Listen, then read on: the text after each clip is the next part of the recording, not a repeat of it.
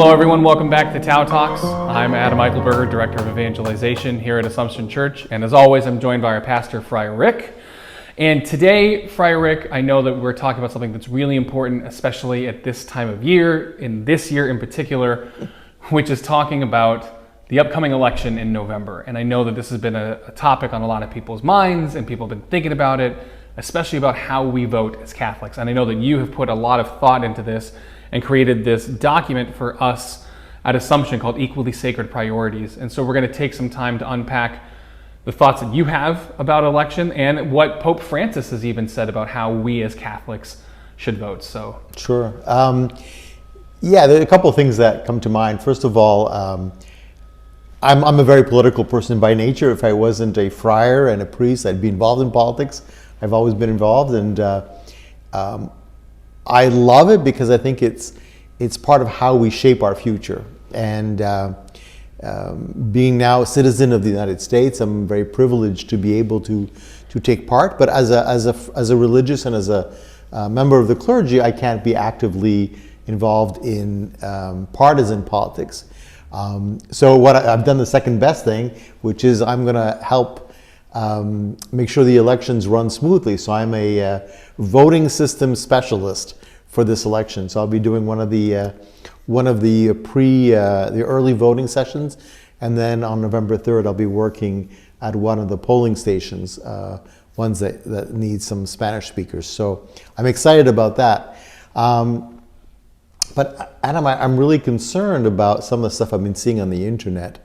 There's this priest in the Midwest who's been very, very adamant about calling out people and calling out Catholics and the bishops and saying you can't be a Catholic in good standing and vote for the Democrats. It's a sin, right? And that particular priest has just been, I think, suspended by his bishop. The bishop there happens to be one of my confreres. He's also a friar. And Bill is a super nice guy. I'm sure it pains him to do that because as Franciscans, we tend to be very middle of the road, right? Within the friary, there are friars who are Democrats and there are friars who are Republican. And we live together. It is possible to get along. But I know there are people in the Catholic Church who also say you're out of your mind to vote for the Republicans, which is equally wrong. So one of the things I wanted to communicate, first of all, is this is not an election. There are many elections taking place. So if you look at your ballot, and I saw it because I voted by mail initially, we're voting for members of the Congress. We're voting for members of our state legislatures. We're voting for all sorts of stuff. So it's worth taking the time to examine the candidates. My first time voting was in a primary, and I was surprised by how big the ballot was. Mm-hmm. In Canada, we don't do it that way, right? It's much smaller. You get like a small choice. And my first time as a primary voter, I was kind of like, I kind of faked it. Like I voted for people even though I didn't know who they were, which I hate doing. I mean, to me is kind of crazy. For me too, when I moved to New York a couple years ago, when I started voting in elections here in New York, in Arizona where I'm from, it's Republican, Democrat, if there's an independent candidate, and then write-ins. Here, candidates can appear in ballot spots for 3 different parties, and that was the first thing I was like, wow, this is overwhelming. Yeah. And I'm seeing the same name a bunch of different times. I don't know which one I'm supposed to fill in. But I think one of the things that you shared with me, especially, it's really important to remember that this isn't just a presidential election coming up in November, but there are so many other down ballot items that are super important. But one of the things you shared, especially as we both saw that video of the priest talking to people about, like, if you vote this way, then you're not a Catholic, is that clergy don't have the ability to tell us who we can and can't vote for, correct? Actually, that's contrary to church law. So clergy cannot do that from both a theological perspective, but also church law. The church is very clear that, and it's also an insult to the vocation of the laity, right?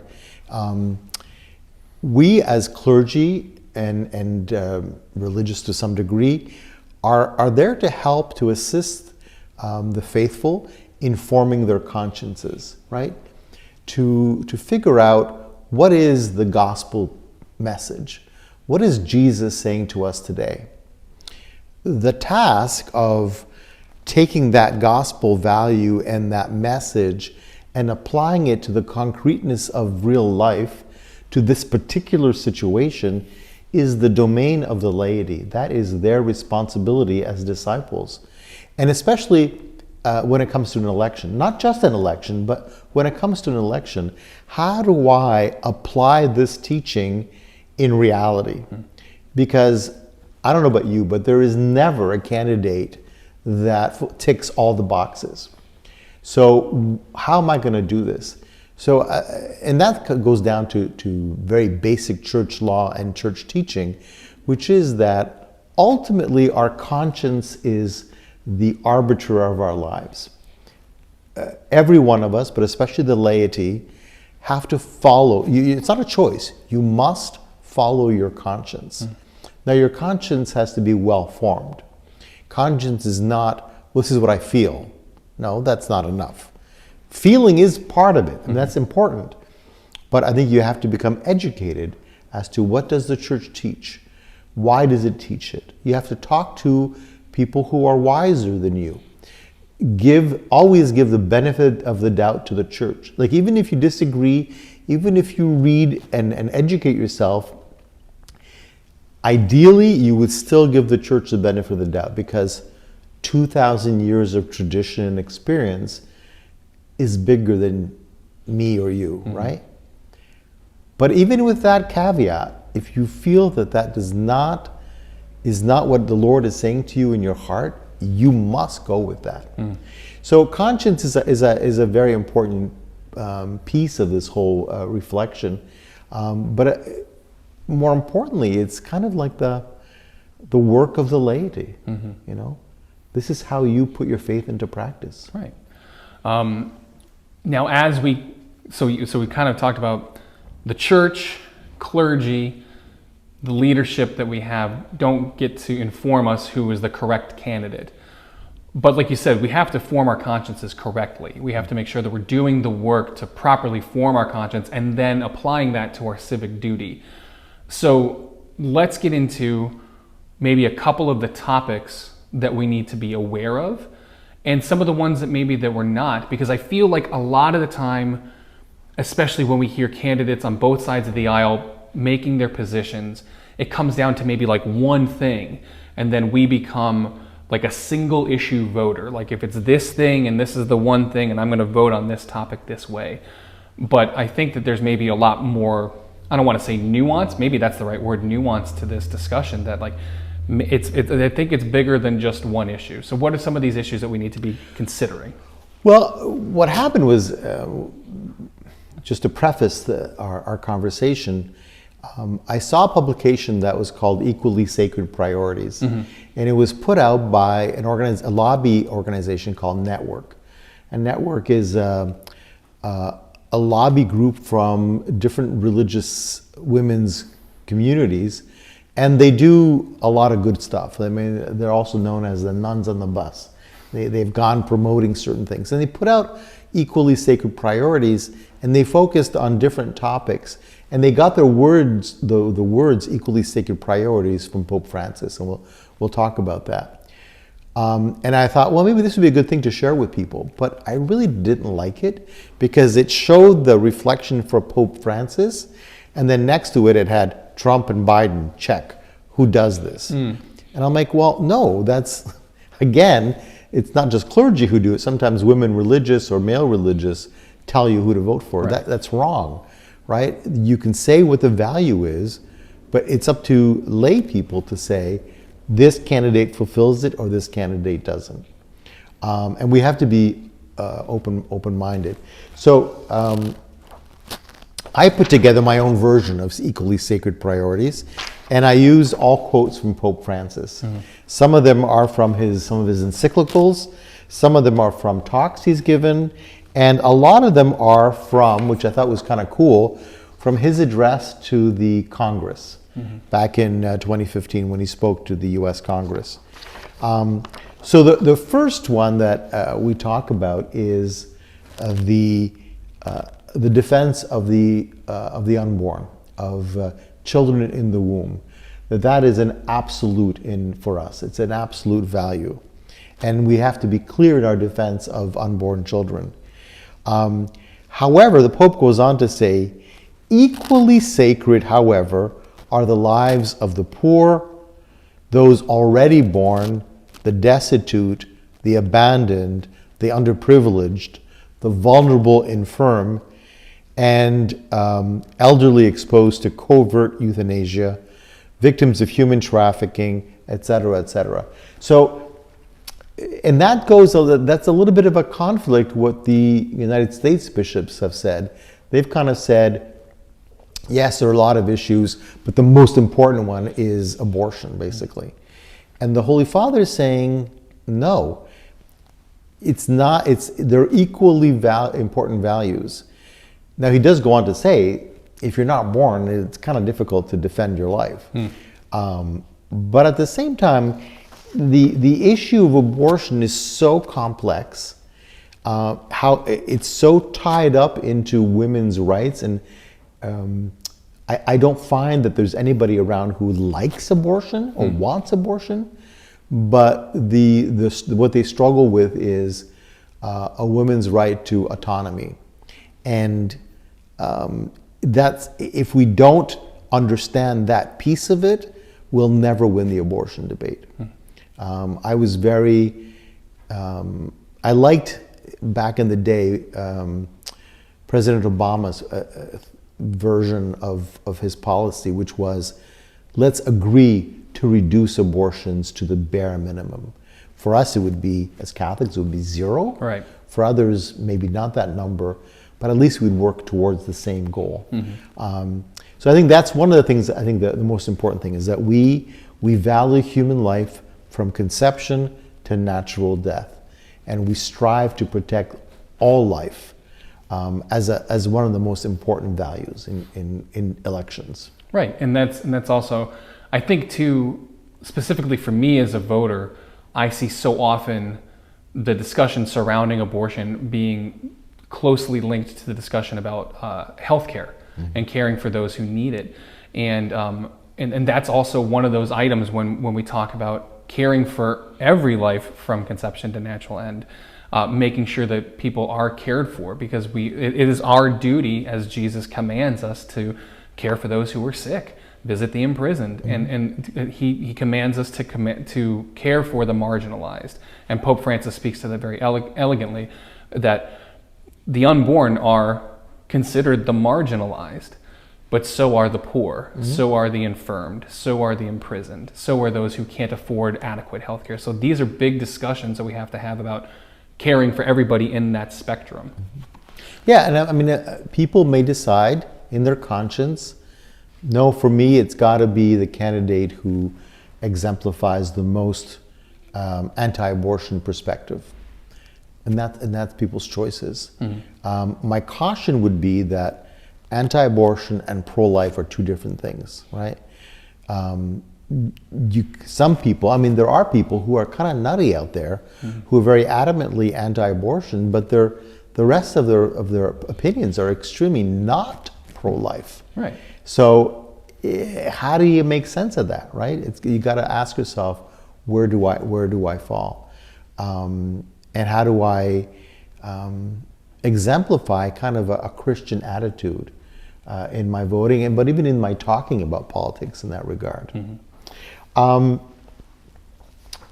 The other interesting issue is that Pope Francis has talked about is the one of racism and the social unrest we're experiencing. For many of us, we would not consider ourselves racist, right?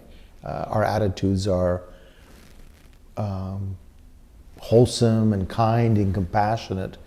And when we see stuff on TV about systemic racism, white privilege, all that stuff, sometimes, I know it does with me, it irks me as political correctness, right? It's like, oh my God, you know, but there's something to it, right? I mean, when we hear over and over again of African American men, black men, young men being stopped by police on the road.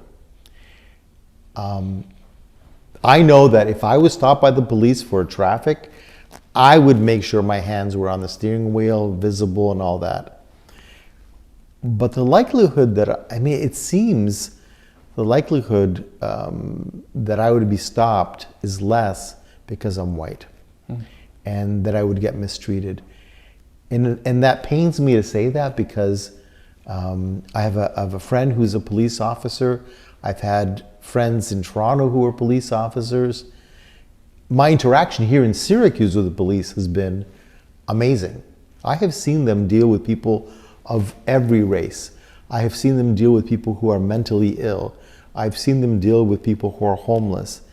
And in every case, the degree of professionalism has been amazing. That being said, Pope Francis, reminds us, and I think we have to be honest, racism, systemic racism, is still reality in this nation. Mm-hmm. And it's interesting because there in the document that you created, where we quote his general audience, and he applies that, seeing that from across the ocean mm-hmm. and being able to speak into that is telling of our experience as Americans. Mm-hmm. And I think that I will speak solely from my own experience, that I like to try, like you said, I think of myself as not being racist in nature, but there are certain privileges or things that have been afforded to me in my own experience that I don't see happening amongst those people of color who don't experience that. And it's really important for us to understand that when we speak about justice as a country, if we're going to talk about justice, it literally says justice for all. And that has to be a part of how we form ourselves in executing our civic duty, that we have to be mindful of the fact that just because we don't experience it doesn't mean that it doesn't occur. That's right. That just because we are not part of just because we're not actively part of an overtly racist system or community doesn't mean that there aren't people directly around us who are dramatically affected by it. And if the Holy Father is prescient enough to speak to that experience, then I think that we need to be mindful of it too as Catholics. Well, yeah, and the thing is, again, and I say this delicately as a new American, to be honest about racism in the United States is not to be un-American. Actually, it's quite the contrary. One of the things I love about the United States is that, first of all, there's such a diversity of culture and population, but also in the US, we fight it out, we talk about stuff, we argue, but we address things. The fact that we are looking at this issue and saying, there's a systemic problem, does not make us worse than anybody else. Trust me, there's racism in Canada. Everybody says Canadians are such nice people, we say sorry all the time and all that. Trust me, there's racism in Canada, there's inequality in Canada, there are a lot of problems. And there are problems in other parts of the world, right? And they're not even addressed. People are clueless that they have attitudes that are racist and basically xenophobic towards strangers. So I think it's a amazing privilege for us as U.S. citizens to be addressing these issues and to confront them head on. And the protests, although some of them may have gotten a little crazy and usurped by people who were just out to cause damage, the protests are a reflection of this nation struggling with things. I'm from Canada. People sometimes went crazy when they didn't win the Stanley Cup, or they won the Stanley Cup and caused damage in the streets for a freaking hockey game, right? Whereas people here sometimes are protesting about stuff that are really their lives, right? So I would hope people do not feel bad or embarrassed that this is a struggle. It means that this country is grappling with these issues seriously. I'm very proud of that. And I just wanted to share this thought. A friend of mine on Twitter actually shared this. And I don't mean to make light of the issue of racism, but the analogy he drew was, if you have somebody you care about and you see that their fly is down, you're going to tell them that their fly is down. They're going to be embarrassed for a little bit. It's going to cause them a little bit of pain for a second to realize that, oh my gosh, this is happening to me. But what's worse, letting them continue to walk around and be embarrassed? Racism in America is an embarrassment to the American experiment. But in order for us to continue the American experiment, we have to be honest about it and own that embarrassment and own that shame a little bit, because that's how we grow. Yeah. You know, so racism, we talked about that. I know that one of the things that you mentioned in the document is Pope Francis has a very strong position on the topic of capital punishment. And I think that that's something that we really need to be aware of, especially when we hear people talking about law and order and how justice is supposed to work. What exactly does Pope Francis share with us about this topic, and how does that play into how we form our conscience? Well, the church's teaching has always allowed for capital punishment in certain situations, up to now. Pope Francis, John Paul II moved the ball further and said, yes, the church allows it, but in our day and age, there's very few times where it actually makes moral sense. And that was Pope John Paul II. Pope Benedict continued that path and said, it is becoming more and more difficult to justify any occasion of capital punishment. And Pope Francis now has put it into church teaching, official church teaching, that capital punishment is a sin. It is no longer permitted by the Catholic Church. Because Pope Francis is kind of challenging us to the Cardinal Bernardine seamless garment ethic of life, right? That you can't split up. Like, if life is sacred and we have no right to take it from anyone, then we have no right to take it from anyone, right? Unless they're in the process of killing us, like war. But as a punishment, it first of all, it doesn't work, and secondly, it makes us worse than the person that committed the offense. That being said, if your family member has been murdered, assaulted, victimized by someone, it's a very difficult thing. The friary last year, we got robbed. Somebody broke into all the cars in the parking lot, smashed almost all the windows. Luckily, my car was unlocked, and so they dented the door, but they didn't have to break the window to get in. And the police were amazing. They came in and they were like, because we have security cameras, they could see on the security cameras, oh, that's so-and-so, so-and-so, and they pull up the person's profile. They had them arrested right away. And the next thing you know, they're back on the street. Because now there's this whole thing with bail reform, which has good and bad things. So sometimes when we look at the justice system, we feel like the victims don't get justice. And there's a desire for revenge. I felt it. Like, you dented my car. We're here as a church. We help people in the neighborhood, and you dent my car and you break all our windows. Like, what are you thinking? And it's normal to get angry and stuff. But Pope Francis reminds us, that even in those moments, it is not permissible to become vengeful, and certainly not to take people's lives. Yeah. It's interesting to remember, specifically for us, God has given us the ability to execute or enforce justice, but justice and vengeance aren't the same thing. That's right. So even if we look at a biblical perspective about God being a God who acts vengefully at times, that's not our role. Our role is to, and I think that a lot of it also has to do with the discussion about criminal justice in America, that what is our ultimate goal with the criminal justice system? Is our ultimate goal to simply punish offenders, or is there a room in the discussion for us to talk about true rehabilitation and reintegration into society?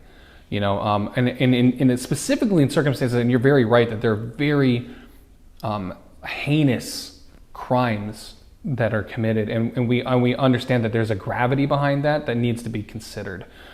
But as we discuss the criminal justice system in this country, I think that we need to be willing to talk about, like, how do we actually help people? How do we actually help people become members of society, or do we want to continue to let them stay on that fringe and continue to be recycled through the system? And again, to look at, the issue, I mean, we see it on the commercials here, with the election between Representative Congressman John Katko and the candidate Dana Balter, yeah, about this jail reform thing, which impacted us here at the Friary because of the bail thing. It's complex. First of all, neither Katko nor Balter are involved in that because it's a state thing, but they have positions about it. And the way I understood the bail reform thing is, when you put bail on like you say, okay, you've committed this crime, you can get out on bail for $10,000. So that affects most of us who don't have $10,000 available. But if I'm rich and I commit the same crime, I can get out. Well, how is that fair, right? So because if I'm poor and commit a crime, that means now I can't go to work. My family gets poorer. There's a lot of stuff. Whereas if I'm a millionaire and do this exact same thing, I can get out and do worse things. How is that just? So that does make sense to me. From a perspective of a victim or a police officer, I work my butt off to catch a bad guy or a bad woman, arrest them, and then they're back in the street right away. Like, that doesn't make sense either. So how do we find the balance? But I guess my point is that sometimes these issues that make great sound clips are much more nuanced and complicated. And unfortunately, most of us are making our decisions about the elections from sound clips, as opposed to taking the time to read up about what is this candidate's position, what is she or he really trying to say. I mean, lastly on that too, if it wasn't an important issue to Jesus, he wouldn't have mentioned it. And he says that you're supposed to visit those who are in prison. Like, we're called to visit those who are in prison. We're called to show mercy to the prisoner. And so even criminals in prison have value and worth in the kingdom of God, and we have to remember that. Absolutely. So moving on, and this is one that I think kind of, there was a big swirl or like a firestorm around how we address environmental issues. Not that long ago, we had this figure in the news. Her name is Greta Thunberg, who made this big push, especially amongst young people, about caring for the environment. And then it kicked up this whole debate about the legitimacy of climate change or anything like that. But I think Pope Francis has put a very caring and thoughtful perspective to how we as Christians address how we care for our home, how we care for our planet. Yeah, I mean, I got to confess something that's really a little bit embarrassing. I'm not a big fan of Greta Thunberg. Right. I don't know. She just comes across as really dour and shaming, and maybe there's a place for that, but it doesn't really motivate me to do better. And it's one of those things that I think we sometimes have a hard time seeing the tangible nature of it, right? Like, we're all recycling now, and we've got the cans and the paper, and then some people tell us, well, it doesn't really matter because it all goes into landfill anyways because they can't. And that's disheartening, right? It seems sometimes that our efforts are not adding up to anything. And I know there are people on the who sometimes call the global warming thing a hoax, who are maybe misled by some of the facts, right? So, in fact, the human component to global warming, if you compare it to what, let's say, agriculture does, is kind of minor, right? Or what certain industries do. My little behavior may not be the greatest cause of global warming or climate change. But if I don't particularly start taking responsibility for my actions, I'm not going to have the mindset to encourage my community, my government, my businesses to do their part as well, right? So yeah, me recycling a coffee pot or not using Keurigs or using Keurig pods that are more environmentally friendly may not seem like a lot, but it starts getting me thinking and acting in a way. And you know, for Jesus, it was always about your deeds. You can talk the talk, but if you don't do stuff, it's not gonna move forward. So I think it's a question of, even in the little things, getting used to it. But I think Pope Francis is quite clear: climate change is a reality. You know, right? How we address it and which candidate has the best solution, again, is up to the lay Catholics and others. But I don't think as Catholics we have a choice as to whether or not we believe it's actually happening. Mm-hmm. You know? Yeah, and I mean, and one of the reasons why I'm so willing to, and you speak a lot about, do the work, do the reading, do the research. And when I see somebody like Pope Francis speaking out to this, initially my reaction was like, well, what does the Pope know about climate change and science?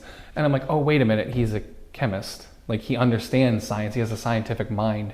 And so for him to feel like this is such a great issue that he needed to address it within the context of how we practice our faith, I think that it's really important. And I think that it also helps us form our conscience, because how we treat our natural resources, how we treat our home, is really important to, again, forming our conscience as members of the electorate. Oh yeah. Well, two things around Pope Francis. First of all is that, you know, the Catholic Church, although it's maligned in that regard, has always been one of the promoter of science and of marrying science and faith. We know we can talk about the Galileo fiasco and all that stuff, but ultimately there's always been a lot of focus on science. And the Pope has all these pontifical commissions, the best experts in their fields that come and talk to him. So he's a very, very well-informed person, besides his own knowledge.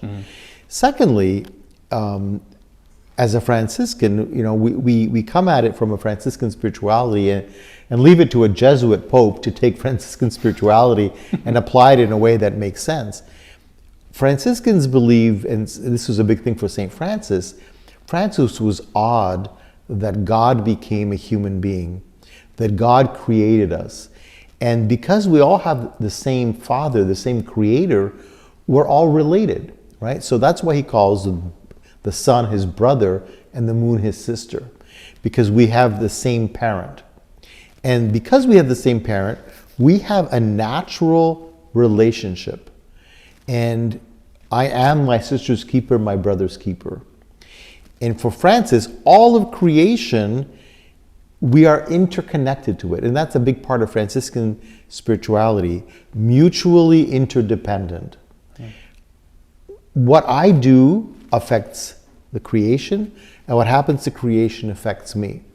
Now, the genius of Pope Francis is to take this ecology movement and say, you know, the water, the air we breathe, the moon, the sun, the earth, but also people are part of this ecology. And so my choices here affect people in India. Choices made in China affect the quality of the air we breathe here. We're all in this together. And this is the only planet we've got.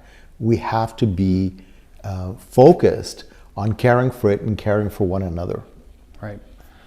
So another big issue that I think that we all are kind of cognitively aware of, but especially in the last several years has become a main talking point when it comes to talking American politics is immigration.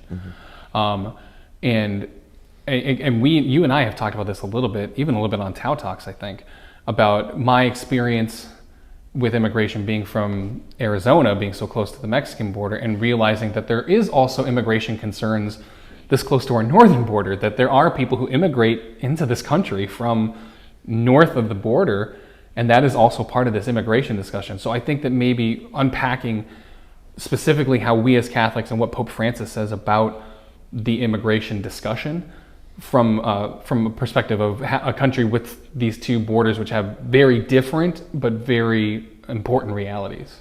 Yeah, so I'm an immigrant to this country, right? I emigrated to this country for as part of my vocation as a friar. I was asked to come here to work with young adults, and for me, if I'm going to work in this country, it's important for me to be a citizen of this country, to be a full and active member.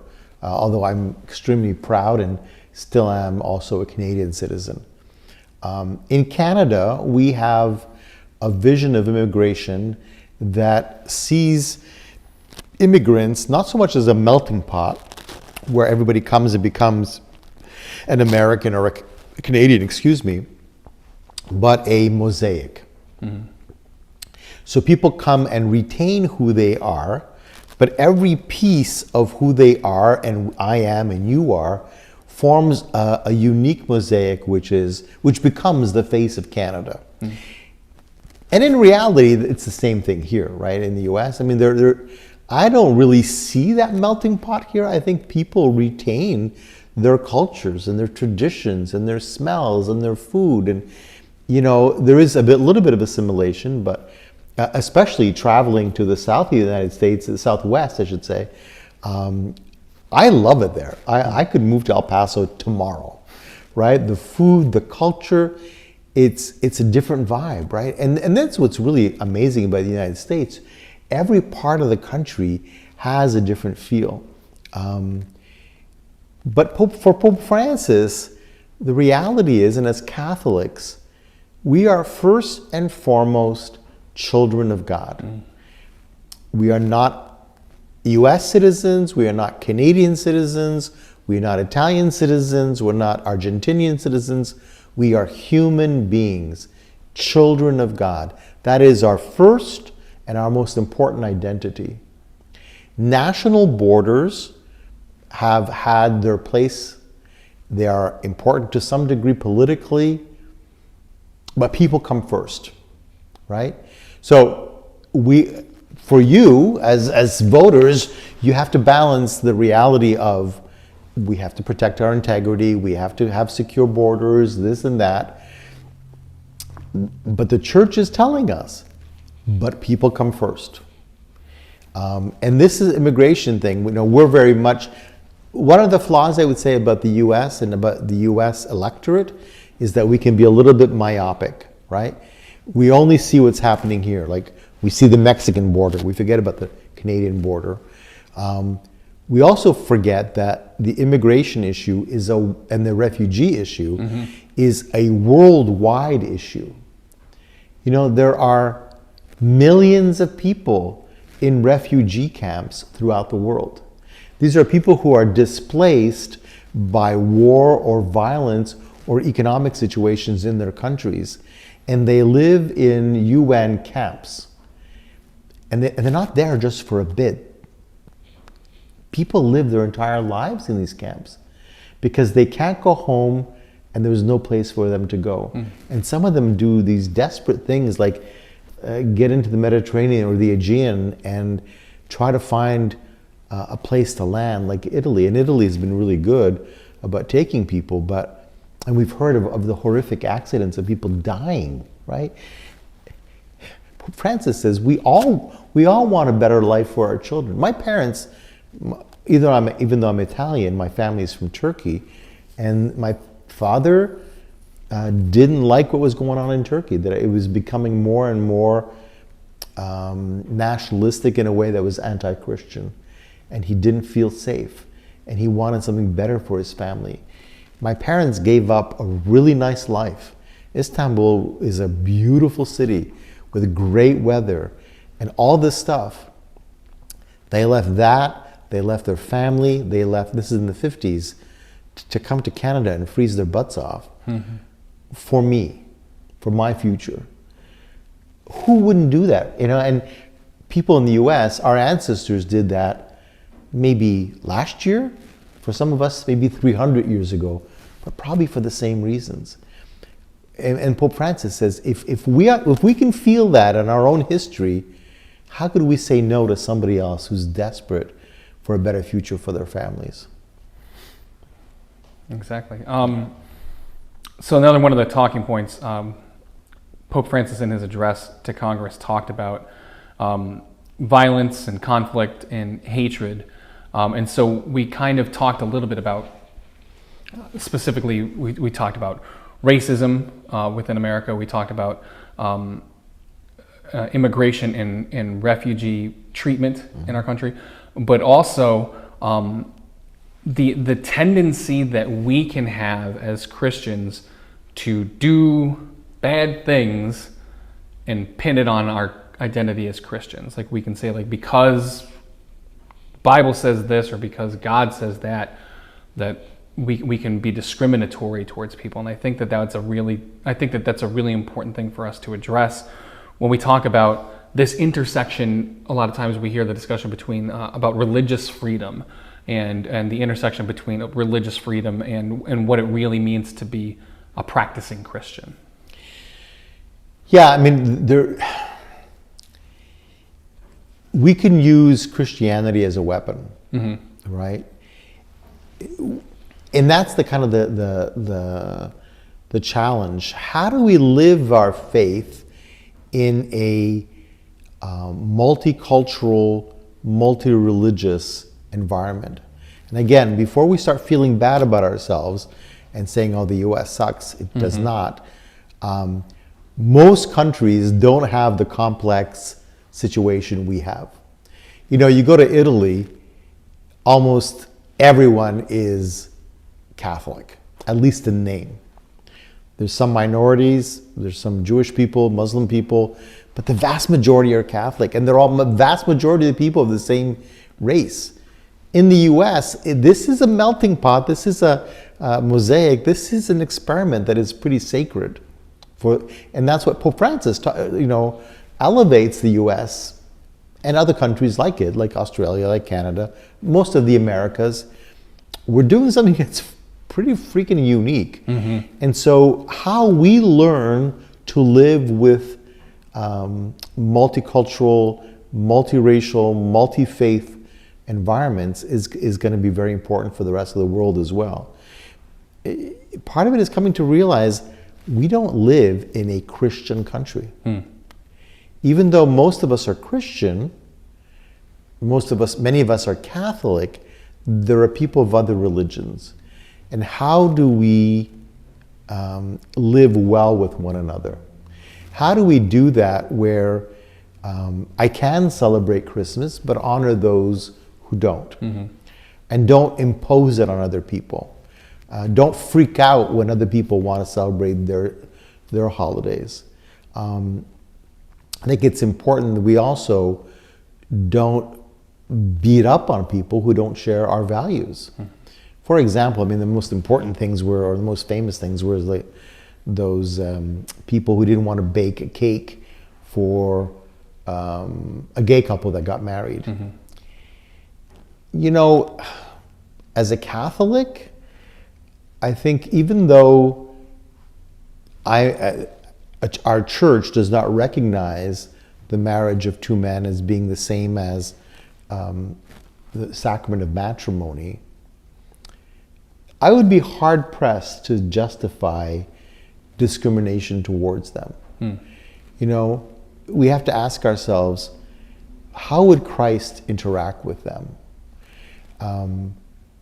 How does me baking a cake affect them? Does my baking of a cake really damage my beliefs? Or am I trying to make a point by not baking their cake? Am I telling them they're lesser? Because that would be contrary to church teaching. Right. right? So I think we have to be honest that, when I claim my religious freedom, am I really being faithful to my convictions or trying to impose my convictions on others? Right. It's delicate. It's delicate. I have to admit, personally, I'm not in agreement with a lot of the Catholic cases that have gone before the courts, like even with the Affordable Care Act and some of the Catholic charities that have said, we don't want our insurance to provide birth control. Well, as Catholics, we don't believe in birth control. But not all my employees are Catholic. There's got to be a little bit of latitude. And I think, there's varying degrees, right? I mean, you don't want people that you employ killing each other, but I think it's complicated when you're living in a multicultural society. So I think you want to look at a candidate in your elections that builds up dialogue, that promotes dialogue, that helps us to understand one another, as opposed to be promoting fighting. Yeah, and I think especially when we talk about these kinds of issues, there's two really important things that kind of pop out in my head. I know that sometimes there's this quote that we attribute to St. Francis about preach the gospel at all times, if necessary, use your words. When we decide to act in a way that is discriminatory, and then we throw the cross in front of it to make sure that we're safe and use it as a shield, I don't necessarily know that those actions preach the gospel in any way. I think that one of the really challenging things for me, being a part of Assumption, understanding Franciscan spirituality, is how literally everything that I do, from the moment my eyes open to the moment my eyes close, should be a reflection of Jesus to people. And that also leads into the discussion when we, as the electorate, are considering our candidates and how we engage in the political process. Research, dialogue are absolutely imperative, but also it should be a part of our prayer. Everything that we do is a part of our prayer. And so while we research and while we inform, we also should take that into conversation with God and be willing to let Him speak into that in us and guide us in that process. I think that we can't leave Him out of that, but we also don't make that discussion devoid of logic and reason and research. Right. I mean, I think we need to take it to prayer and to ask ourselves, which of my candidates help me be better? When we find ourselves closing in on ourselves, focusing on ourselves, everything becomes about me and my desires and my wants, that's not usually a sign of the gospel, right? It's not usually my better self. And Pope Francis, ended his talk at the Congress by saying, and I mean, I'm not making this up, and I hope it wasn't as pointed. I mean, this is 2015. So he says, what makes America great is when it defends liberty the way Lincoln did. What makes America great is when it defends the dreams of people like Martin Luther King did. What makes America great is when, like Dorothy Day, we fight for the oppressed. What makes America great is when we, like Thomas Merton, engage others in a spirit of peace and harmony. And Pope Francis talks about how much he really has tremendous hope for the U.S. experiment, right? That we have such blessings. We can be a model for the world of healing, of reconciliation, of outreach to the poor, and all the creativity. I mean, what makes America great for me, and again, with all due respect to my Canadian identity, there is a vibrancy and a creativity and a dynamism that is found in the U.S. that you really don't see as much in other countries. Man, we've got a great country here, right? We can be great. We are great, and we can be even more great. but I think we have to be careful of people and ideologies that separate us, that set us up to fight with one another, that make us more selfish, more self-focused. Right. And I wanted to share this kind of as we wrap up our time together. This idea that, you talked about when things turn inward, that's clearly a sign of something that's not necessarily of God or centered around Jesus or the gospel. And Pope Francis, in the end of his address to the United States Congress, he says this, and this is in the document you shared: "It is my desire that the Spirit continue to develop and grow, so that as many young people as possible can inherit and dwell in a land which has inspired so many people to dream." And that's one of the really most important parts about our civic duty and engaging in this process, is that it's actually not about me. It's about the people who come after me. And if we're going to be the type of country that can stand up in a classroom and say, like, one day you can be the president of the United States, we also have to be the same kind of country that says that when we work together to make this country great, we're making it great for everybody, especially the ones who are going to be here when I'm gone. And part of this process is making sure that this place is great when I'm gone. Absolutely. So, one of the greatest joys for me as a friar and as a priest is seeing the faces of little kids and their openness, right? When I became a U.S. citizen, it was at the Onondaga County courtroom. And one of my friends, AJ Lapointe and Rebecca, and several of the friars were there. And were you there? No, I wasn't. We weren't involved then. But little Gracie, AJ's daughter, was a toddler. And the room was filled with people that looked very different. Mm-hmm. It was very diverse. And people were in a lot of their national costumes of origin.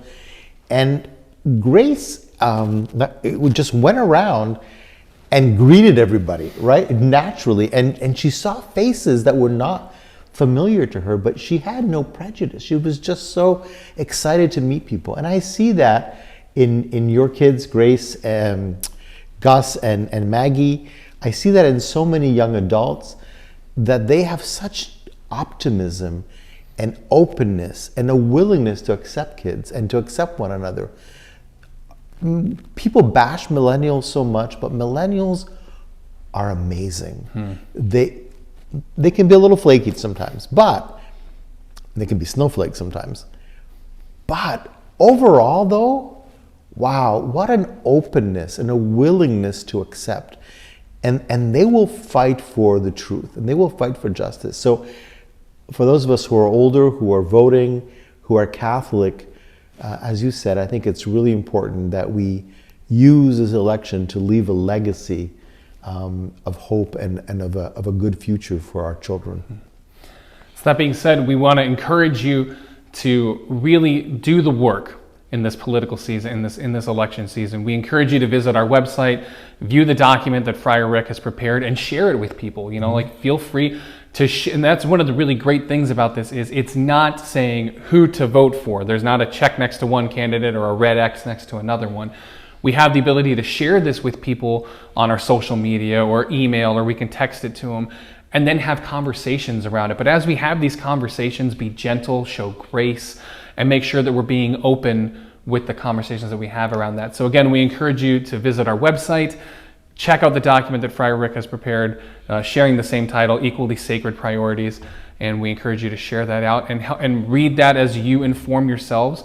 Feel free to share this. The link to the document on our website will be in the comments on YouTube and on Facebook, so it's easy for you to check out and share. And we just encourage you guys to go out and vote. That's the most important Absolutely. part, is that making sure that you go and making sure that you're aware where you should be voting, and making sure that you're ready to vote when the time comes. So. Yeah, I can say if you're in Onondaga County, the whole voting system is done with iPads now. The registration process.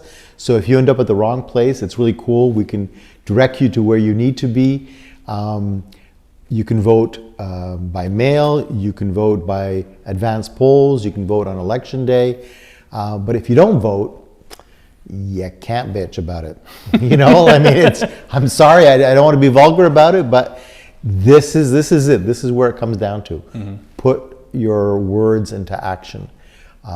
Another thing I wanted to say, as you were talking about discussions, assume that the person who disagrees with you is trying to do their best, right? Assume the best in the other person. Don't see them as the enemy. They have a different idea than you, but they're also trying to make sense of this. If we all respect each other that way, I think it'll go a long way. That's right. Don't see elephants and donkeys, see the faces of people. Right, exactly. We thank you guys so much for joining us this month, and we'll see you guys next time. God bless. Bye.